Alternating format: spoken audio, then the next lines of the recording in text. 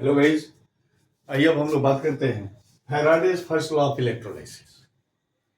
Faraday's जो थे electrochemistry में बहुत बड़ा उनका योगदान रहा है। फैराडेज का फर्स्ट लॉ बतलाता है कि अमाउंट ऑफ सब्सटेंसेस लिबरेटेड और deposited at any electrode is directly proportional to amount of electricity passes through the electrolyte. अब मान लीजिए कि किसी भी सब्सटेंसेस को कहीं आप डिपॉजिट कर रहे हैं या कहीं से वो लिबरेट हो रहा है, वो कितना लिबरेट होगा या कितना डिपॉजिट होगा, that is directly proportional to amount of electricity. तो अब आइए देखिए, अगर मान लेते हैं कि W ग्राम डिपॉजिट हुआ और आपने उस जगह चार्ज कितना फ्लो करा, amount of electricity is measured in the form of charge, then W proportional Q। W gram अगर डिपॉजिट हो रहा है या लिबरेट हो रहा है, देन W प्रोपोर्शनल Q, और W is equal to Z into Q।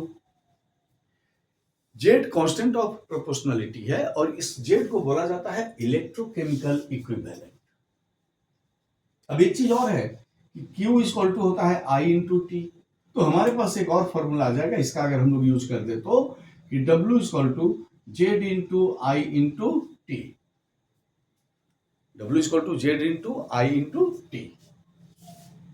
Current है I, T टाइम है, Q का वैल्यू होता है I इंटू T के बराबर। अब यहां पर एक टर्म आया इलेक्ट्रोकेमिकल इक्विवेलेंट। तो अगर हमको डिफाइन करना है इलेक्ट्रोकेमिकल इक्विवेलेंट, तो यहां तक आने के बाद अगर हम लोग मान लें कि if I is equal to 1 ampere, T is equal to 1 second, तो W is equal to Z into 1 into 1, that means W is equal to Z.